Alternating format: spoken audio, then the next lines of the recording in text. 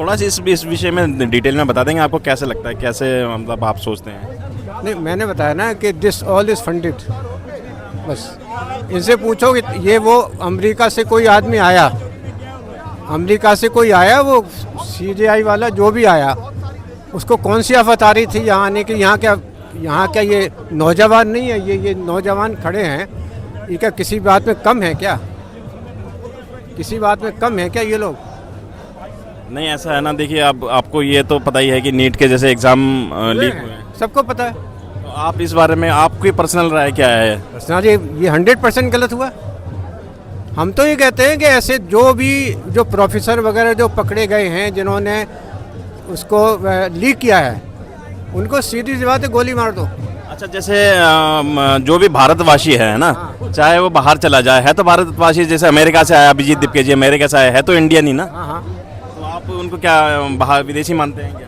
नहीं, किसने कहा विदेश? जैसे आप कह रहे हैं ना, कोई बाहर से आके कर रहा है। बाहर से आके मतलब ये कि अमेरिका से कोई लड़का आया और यहाँ आंदोलन शुरू कर दिया। भाई ये जो लड़के खड़े हैं, ये किसी बात में कम है क्या? ये बताओ आप। आवाज उठाने वाली कैपेबिलिटी हर किसी में भी तो नहीं हो पाती। अरे पैदा करो भाई, पैदा करो।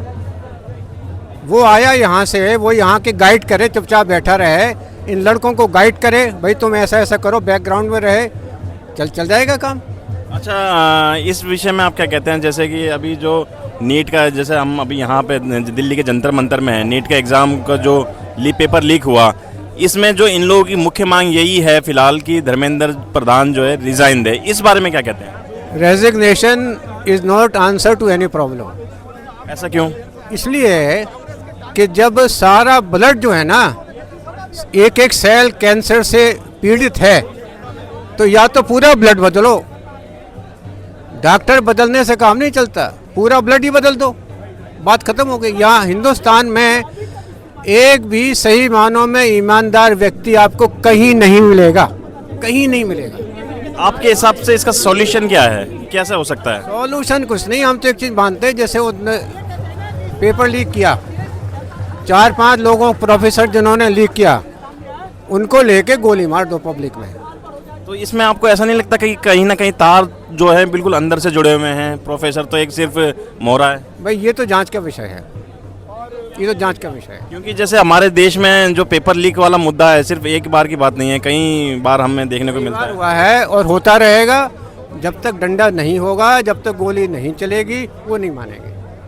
कोर्ट हमारे ऐसे है ना कि आप जो हैं चले जाओ कोर्ट में और जज को पैसे दे दो, जमानत ले लो, मरने वाला मर गया, जिसका नुकसान है, जिसका बेटा गया उसका बेटा गया, वो जमानत लेके 10 साल तक आराम से घूमता रहेगा।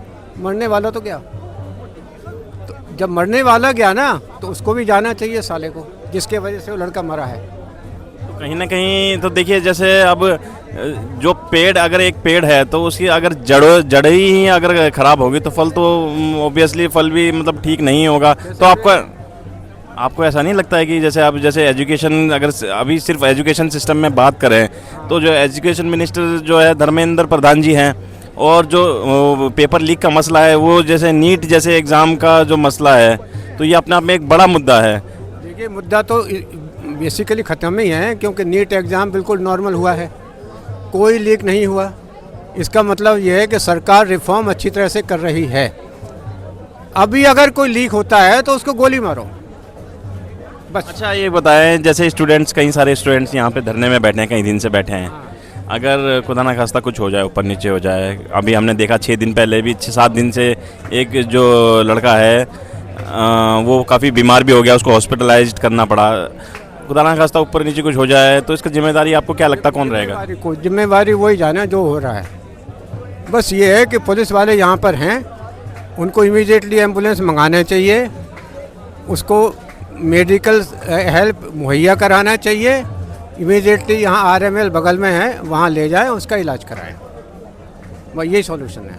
तो फिलहाल आप ये मानते हैं कि धर्मेंद्र प्रधान जी इस्तीफा दे के कुछ फ़ायदा होने वाला है नहीं? मैं इस्तीफा देने से कुछ नहीं होता।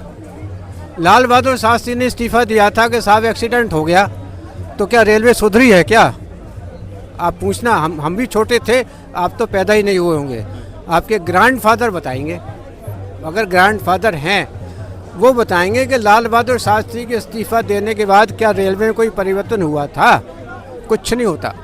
अच्छा एक बात बताएं, जैसे सीजेपी हम देख रहे हैं जो है यूथ की पार्टी है, इसमें सारे यंगस्टर्स हैं। अब आपको कहीं ना कहीं ऐसा लगता है कि जैसे यूथ जो है, यूथ की जो अगर गाड़ी है, अगर यूथ की गाड़ी है तो उसकी गाड़ी में एक्सीलरेटर होता है, ब्रेक नहीं होता है, ऐसा कुछ आप मानते हैं कि? बिल्कुल मानते हैं, प्रॉपर गाइडेंस चाहिए।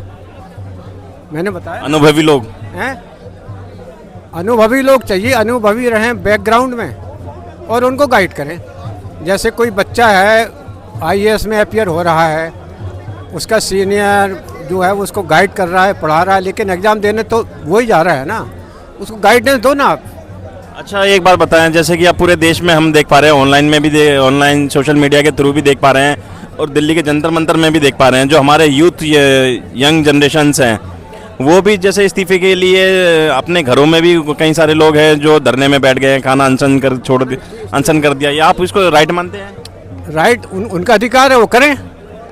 अगर इस्तीफा आप मांग रहे हो तो मांगो, वो तो आपका अधिकार है मांगने का, कोई आपको रोक नहीं सकता।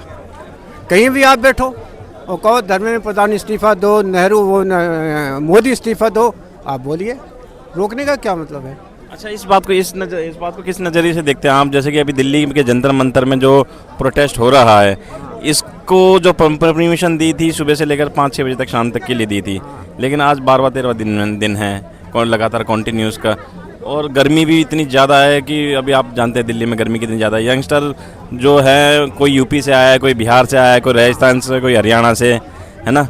अब लड़के लोग यहाँ पे आके 24 घंटे यहीं हैं, गर्मी इतनी ज़्यादा है, आप क्या उनको मैसेज देना चाहते हैं? मैसेज कुछ नहीं है, वो आ गए हैं, आए यहाँ पार्टिसिपेट करें, और जिस तरह से ये ऑर्डरली तरीके से पार्टिसिपेशन हो रहा है, कोई वायलेंस नहीं है, कोई धक्का मुक्की नहीं है, किसी को कोई परेशान नहीं कर रहा है, कुछ नहीं कर रहा है, पीसफुली कर रहे हैं, करो।